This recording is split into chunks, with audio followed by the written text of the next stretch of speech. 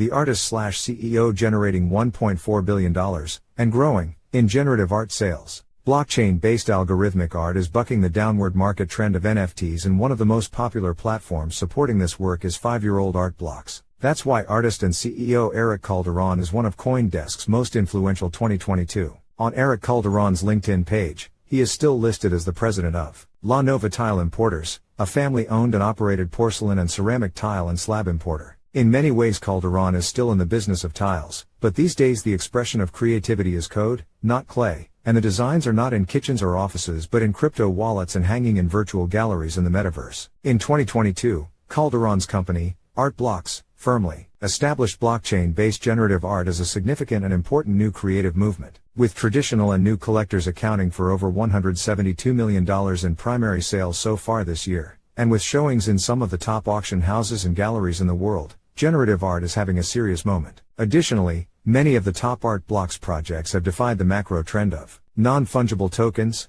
NFT, underperforming and declining in cost. Art Blocks drops in 2022 have been some of the best investments in the NFT ecosystem, while profile picture, PFP, projects including Bored Ape Yacht Club, Doodles and Moonbirds have seen their floor prices drop from recent highs. Erick Calderon has put in the hours to make Art Blocks work. Calderon began coding at the age of 7 and has had entrepreneurial aspirations since college. His artist handle, Snowfro, was originally given to him by a college friend based both on his signature hairstyle and because he was starting a snow cone enterprise at the University of Texas that became Snowfro Refreshments. While working in his tile business, Calderon started getting into the blockchain, first with Bitcoin and then with Ethereum, where he started teaching himself to write smart contracts. In 2017, after seeing a post on Reddit about a new project called CryptoPunks, he started to mint punks, a lot of punks, as he explored all of the rarity traits behind the pixelated 24-inch by 24-inch pixel portraits and how smart contracts enabled both the creator as well as the person minting the work to have participation in their output.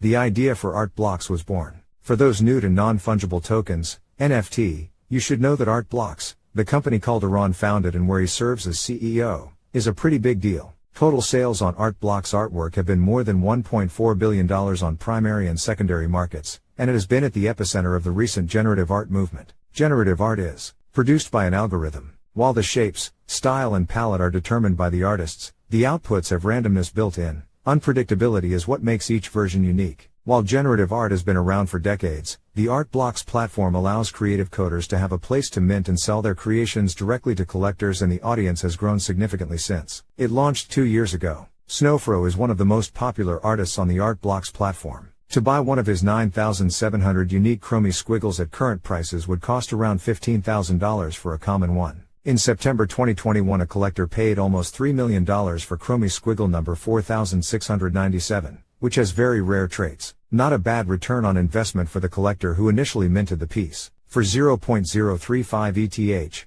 about $23 at the time. Snowfro is not the only artist from Art Blocks whose work sold for giant sums. Dmitry Cherniak's Ringers number 109 sold for $7 million in October, while a number of Tyler Hobbs' Fidenza series fetched more than 7 figures. When asked why generative art has found such a fan base among the crypto crowd, Calderon is both humble and a bit surprised. I didn't expect it to be so native. It was such a niche thing. It was hard to envision this product market fit or this distribution mechanism that we're seeing where an artist can sell something to 1,000 people in 5 minutes and they are all unique. I didn't expect that level of demand. Calderon said, it wasn't until 100,000 smart contract tokens were minted that I was like, oh yeah, it might be the most compatible form of art on the blockchain. Much of the NFT conversation in 2022 has centered around artist royalties and whether platforms should allow buyers to avoid them. Art Blocks and Calderon are firmly on the side of the artist. It's been really wonderful to see this distribution mechanism for artists to be found, he said. We have a community of artists that are thriving and get to quit their jobs and pursue art full time,